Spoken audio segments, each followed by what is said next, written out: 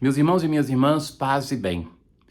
Nessa semana, os temas que estarão presentes na liturgia da palavra são: somos chamados a escutar o único Senhor.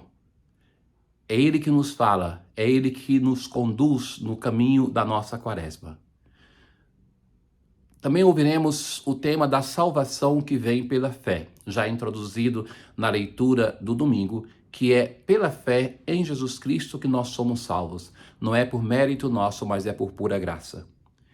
Perdoar para sermos perdoados. A exigência do perdão vai ser repetida algumas vezes, através de parábolas, através de discursos diretos.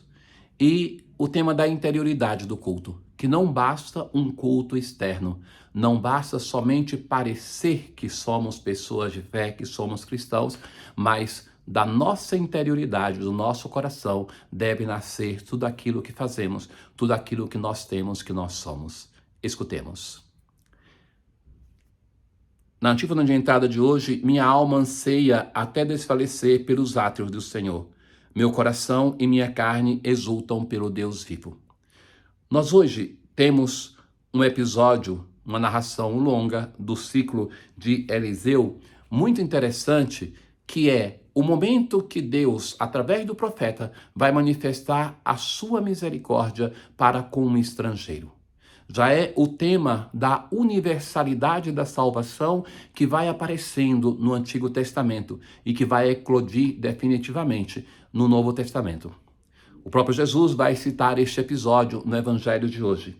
Se conta de Naamã, general do exército do rei da Síria, estimado e considerado pelo seu senhor, e glorioso, que tinha vencido batalhas contra os arameus, mas tinha uma tristeza, era um leproso. E assim, então, a história continua que na casa de Naamã, como uma serva da sua esposa, tinha uma jovem do povo de Israel.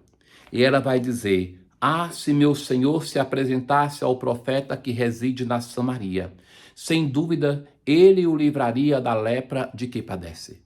Naamã vai falar isso com o rei e o rei então decide de enviar Naamã com uma carta sua para o rei de Israel. Ele se enche de riquezas. O texto vai citar uma grande quantidade de prata, de ouro e muitas roupas. E a carta enviada ao rei de Israel vai dizer assim: quando receberes esta carta, saberás que eu te enviei Naamã, meu servo, para que o cures de sua lepra. O rei fica indignado, rasga suas vestes, vai dizer: ele pensa que eu sou Deus? Está me armando uma armadilha para depois ter motivo para mover-se em guerra contra mim. Eliseu fica sabendo que o rei está indignado e vai procurar o rei e vai dizer: por que rasgaste tuas vestes? Que ele venha a mim, para que saiba que há um profeta em Israel. E Naamã vem acompanhado pelos seus servos. E ao encontro dele vem um mensageiro enviado por Eliseu e vai dizer: vai, lava-te 7 vezes no Jordão e tua carne será curada e ficarás limpo. Naamã fica irritadíssimo, porque ele esperava que Eliseu viesse, se sente importante, que o profeta viesse ao seu encontro, que fizesse algo espetacular.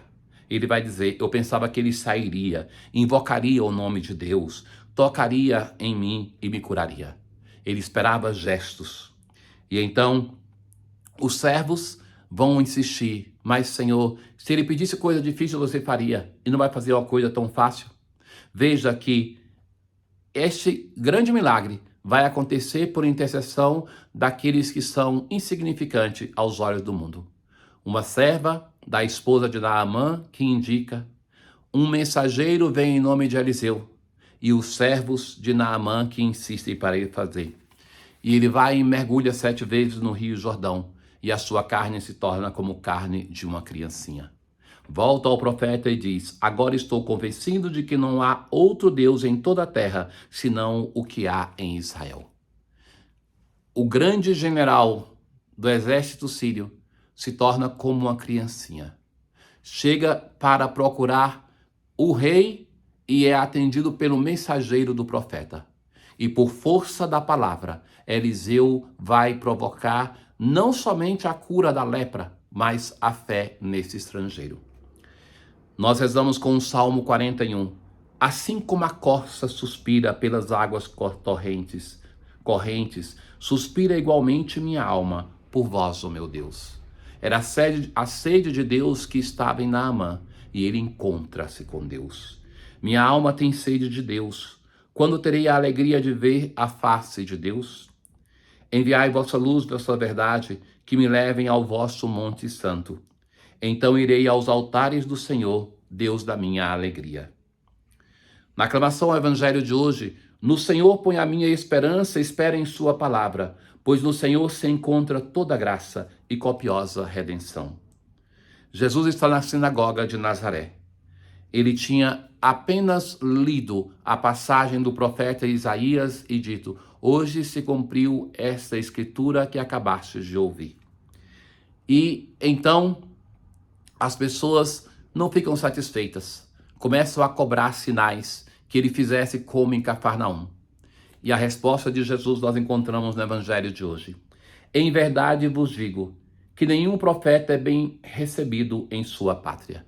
E vai citar 2 episódios do profeta Elias, quando não choveu durante 3 anos e 6 meses. Era um tempo de grande carestia, de grande fome, e muitas viúvas de Israel tinham fome.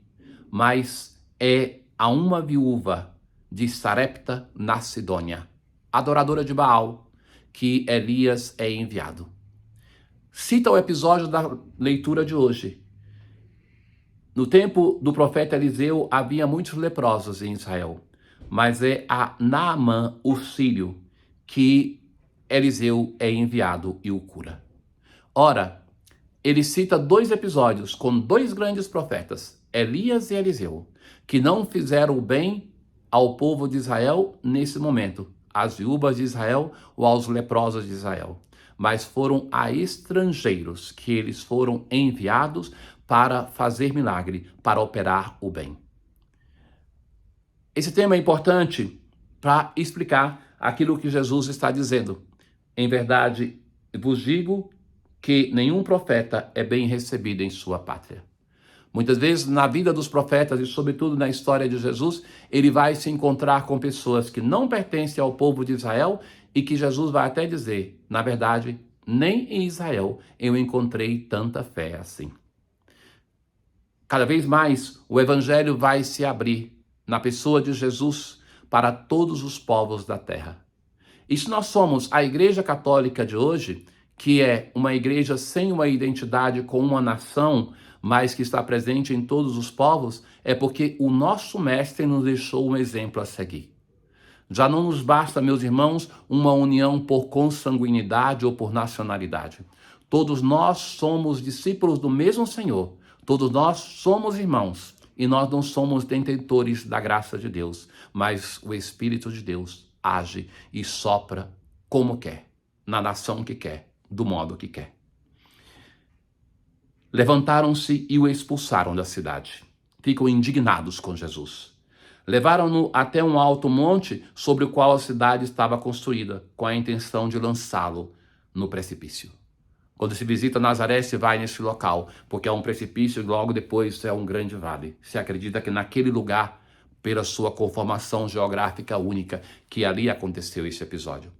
Jesus, porém, passando pelo meio deles, continuou o seu caminho. Está no início do Evangelho, Jesus tem muito o que fazer, vai chegar o momento que ele vai aceitar aquilo que vai acontecer e vai ser de um modo muito mais cruel a cruz. Mas, neste momento, Jesus continua o seu caminho, o seu ministério. Ainda tem muito para anunciar, muito para fazer, para consolidar o reino de Deus.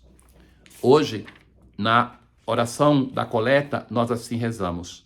Ó Deus, na vossa incansável misericórdia, purificai e protegei a vossa igreja, governando-a constantemente, pois sem vosso auxílio ela não pode salvar-nos. A igreja é um instrumento grandioso e apto, mas é sempre uma mediação, um instrumento de Deus, da sua graça, que nos chega através do ministério, da ação da igreja. Tenham todos um bom dia. O Senhor esteja convosco, Ele está no meio de nós. Abençoe-vos o Deus Todo-Poderoso, o Pai, o Filho e o Espírito Santo. Paz.